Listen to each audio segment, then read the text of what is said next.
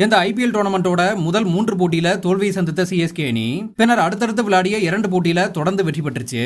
ஆனா கடைசியாக உப்பல் ஸ்டேடியம் ஹைதராபாத் அணிக்கு எதிரான போட்டியில விளையாடி தோல்வியை சந்திச்சாங்க. அதன்படி இதுவரை 6 போட்டியில விளையாடி இருக்கும் சிஎஸ்கே அணி வெறும் 2 போட்டியில மட்டும்தான் வெற்றி பெற்றிருக்கு. இப்படியான சூழல்ல சிஎஸ்கே அணி இந்த டோர்னமெண்ட்ல விளையாடக்கூடிய அடுத்த போட்டி என்ன அப்படின்னு பார்த்தோம்னா வான்கடை மைதானத்துல வருகிற 23ஆம் தேதி மும்பை இந்தியன்ஸ் அணிக்கு எதிராக மோதவிருக்கு.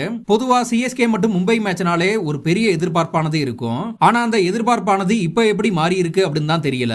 ஏன்னா கடந்த 2023ஆம் ஆண்டு வரதான் சிஎஸ்கே மற்றும் மும்பை அணிகளானது பலவாய்ந்த அணிகளாக இருந்து மோதக்கூடிய காலமானது இருந்தது. ஆனா இந்த சீசன் உட்பட கடந்த 2 சீசன்களா சிஎஸ்கே மற்றும் மும்பை இந்தியன்ஸ் அணிகள் வந்து மோசமான அணிகளா தான் விளையாடி வந்துகிட்டு இருக்கு.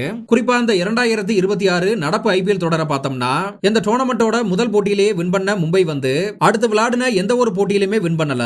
இதே போல தான் இந்த டோர்னமெண்ட்ல சிஎஸ்கே அணியும் கூட பார்த்தோம்னா எந்தெந்த போட்டியில வின் பண்ணிருமா அப்படின்னு ஒரு சந்தேக பார்வையோட தான் போட்டியை பார்க்க வேண்டி இருக்கு.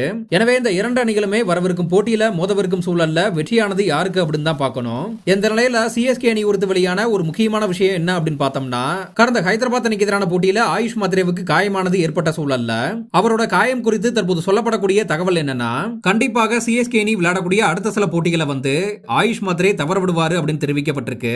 எனவே வரக்கூடிய போட்டிகள்ல ஆயுஷ் மாத்ரே இல்லாதது சிஎஸ்கேவுக்கு பெரிய பின்னடைவை ஏற்படுத்தலாம் அப்படின்னு எதிர்பார்க்கப்படுது. குறிப்பா கலீல் அகமதுக்கு மாற்று வீரரை தேர்வு செய்யும் பட்சத்தில் கடந்த ஹைதராபாத் அணிக்கு எதிரான போட்டியை எதிர்கொள்ளும் முன்பு ஹைதராபாத் மைதானத்தில் வைத்து ஆகாஷ் மத்வல நெட் பிராக்டிஸ்ல பவுல் பண்ண சொல்லி சோதனையிட்டு இருக்காங்க. இதே போல இப்போ மும்பை இந்தியன்ஸ் அணிக்கு எதிரான போட்டியை எதிர்கொள்ள இருக்கும் சூழல்ல தற்போது மும்பையில் வைத்து ராஜவர்தன் ஹங்கர்கேகர் சோதனை செய்யப்பட்டிருக்காரு அப்படின்னு தெரிவிக்கப்பட்டிருக்கு. எனவே இப்படி சோதனையிட்டு வரும் சூழல்ல கூடிய விரைவில் சிஎஸ்கே அணி மாற்று வீரரை அறிவிப்பாங்க அப்படின்னு எதிர்பார்க்கலாம். குறிப்பா அந்த மும்பை அணிக்கு எதிரான போட்டியை எதிர்கொள்ளும் முனைப்புல சிஎஸ்கே அணி மும்பை சென்றிருக்கும் சூழல்ல இந்த அணியோட எம்எஸ் தோனியும் கூட வந்து சேர்ந்திருக்காரு அப்படின்னு தெரிவிக்கப்பட்டிருக்கு. இருந்தாலும் கூட இந்த போட்டியில தோனி விளையாடுவாரா அப்படின்றது சந்தேகமாகத்தான் இருக்கு அப்படின்னு தெரிவிக்கப்பட்டிருக்கு.